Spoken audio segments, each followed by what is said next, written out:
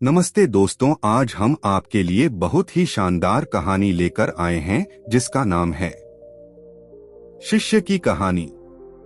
गौतम बुद्ध के मठ का यह नियम था कि उनका कोई शिष्य जब भी कभी बुद्धत्व को प्राप्त कर लेता तब उसे कहा जाता कि एक दिशा में चले जाओ और आसपास के जो लोग हैं उनका ज्ञान वर्धन, उनकी जो आत्मा और चेतना जागृत करने का प्रयास करो और उनको सद्मार्ग पर लाना है।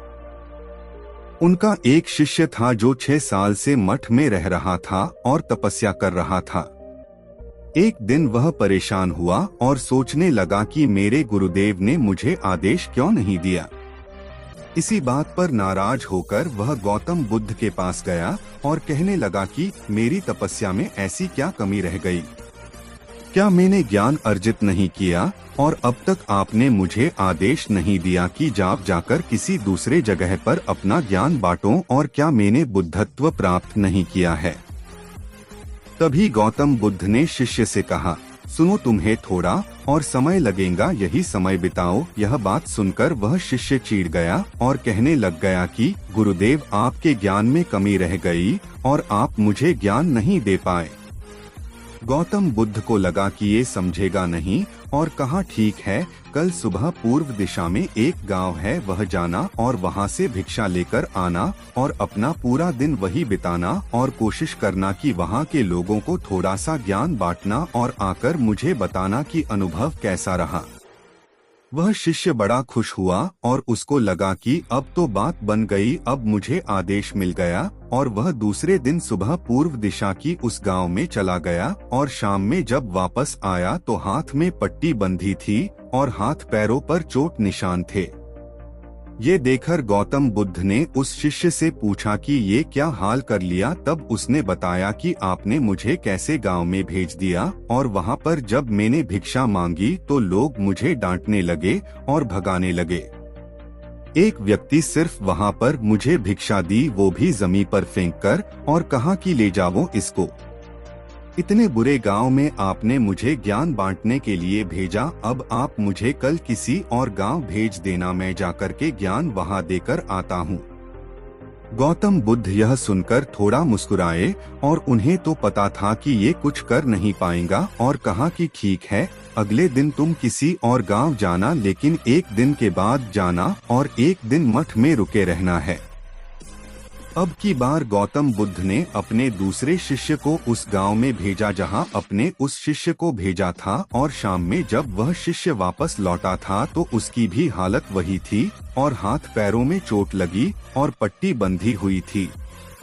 गौतम बुद्ध ने पहले वाले शिष्य के सामने दूसरे शिष्य से पूछा कि हुआ क्या था। तब उसने कहा कि जिस गांव में आपने मुझे भेजा था वह के लोग बड़े भोले भाले हैं, भिक्षा दे नहीं रहे थे, और एक व्यक्ति ने मुझे जमीन पर फेंककर भिक्षा दी और मैंने उसे स्वीकार कर लिया और उसे आशीर्वाद दिया कि तुम्हारा कल्याण हो। तो वह व्यक्ति चौंक गया और कहने लगा कि आप गजब के इंसान हो, मैं आपको जमीन पर फेंककर भिक्षा दी और आप मुझे कल्याण हो का आशीर्वाद दिया। तब मैंने उसे कहा कि मैं अपना कर्तव्य निभाऊंगा और आप भी बड़े दानी हैं और आपने मुझे भिक्षा दी है। उसके बाद में जब वह से निकल रहा तब मैंने देखा कि एक बच्चा बीमार था और मैं जंगल में गया तब वहां से जड़ी बूटी लाने, और जब मैं लौट रहा था तब कुछ लोगों ने मुझे पकड़ लिया और पूछने लगे कि यह जड़ी बूटी कहाँ लेकर जा रहा हूँ। तब मैंने उनसे निवेदन किया कि मुझे छोड़ दो, एक बीमार छोटे बच्चे की मदद करनी है, और तब उन्होंने मुझे छोड़ दिया। जब मैं गांव में वापस आकर उस बच्चे की मलहम पट्टी कर रहा था तो तभी गांव वाले मुझ पर हमला करने लगे। तब उस दानी व्यक्ति ने, जिसने मुझे जमीन पर फेंककर भिक्षा दी थी, उसने गांव वालों को रोका और कहा कि यह ठीक व्यक्ति है और इसे अपना काम करने दो। जब मैंने जड़ी बूटी लगाई तो बच्चा ठीक हो गया और सब मेरे लिए तालियां बजाने लगे। सभी गांव वाले कहने लगे कि कल फिर आएगा गुरुदेव, मुझे कल फिर उस गांव में भेजिएगा, क्योंकि वह बड़े ही भोले लोग हैं, समझते नहीं है, बस प्यार बहुत है, और अब की बार कोशिश करूंगा कि थोड़ा प्यार और उनके पास पहुंचाने का और ज्ञान उन तक पहुंचाने का। वो सब ज्ञानी तो लेकिन बस जब अनजान व्यक्ति से बात करने में डरते हैं।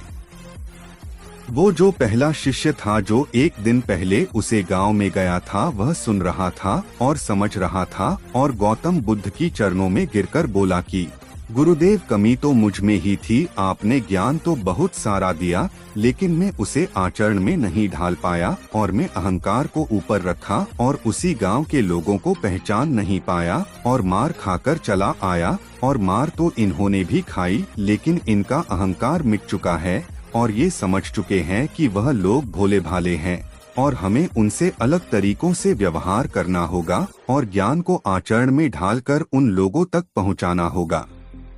सीख: अच्छा इंसान बनने पर ध्यान दीजिए, अच्छा समय अपने आप चला आएगा।